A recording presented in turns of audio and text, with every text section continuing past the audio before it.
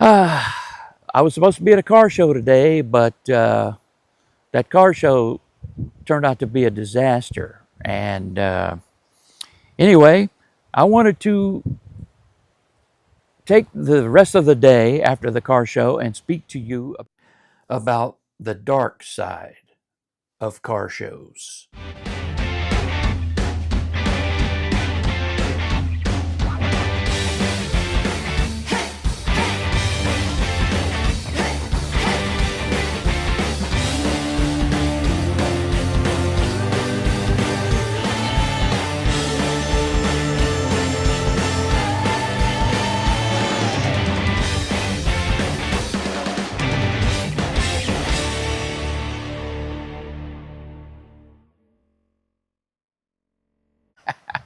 Anyway, that's Greta, and we're at a cow pasture in the middle of South Florida on a bright, sunny 88-degree day in the month of March.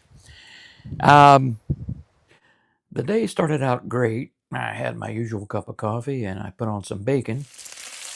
I think I made some pancakes and scrambled eggs to go with this bacon. And then I had my car freshly detailed and, of course, delivered right to the front door. And I was on my way.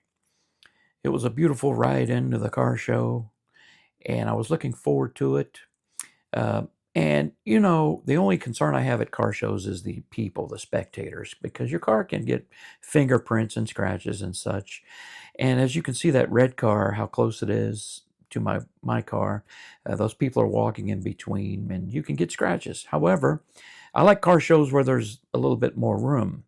And here I am at the Naples-Marco area AACA show, and as you can see, I just had enough room to open my door on that side of my car, and on the other side of my car, there was a guy there, and he was an elderly gentleman who apparently is one of the organizers, and we'll talk about that guy there in the green shirt a little bit later.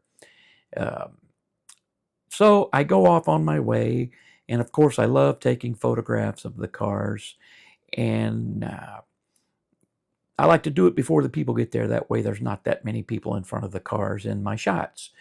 And I look over in the distance and I can see this guy's got his walker right up on my car.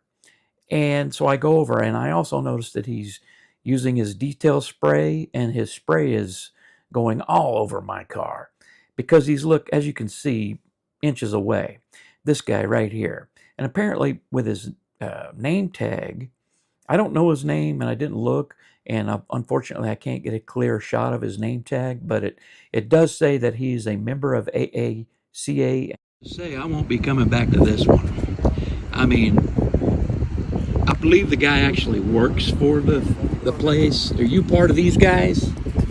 And he's got this thing right up on my car. Yes, I'm sorry. Suffice it to say, I won't be going and getting my money back and leaving this one. You know, I don't fault the elderly gentleman 100%, as I believe the organizers should have had enough sense to put the cars a little bit further apart. However, that did go through the clear coat, and it's going to be an expense for me to repair this.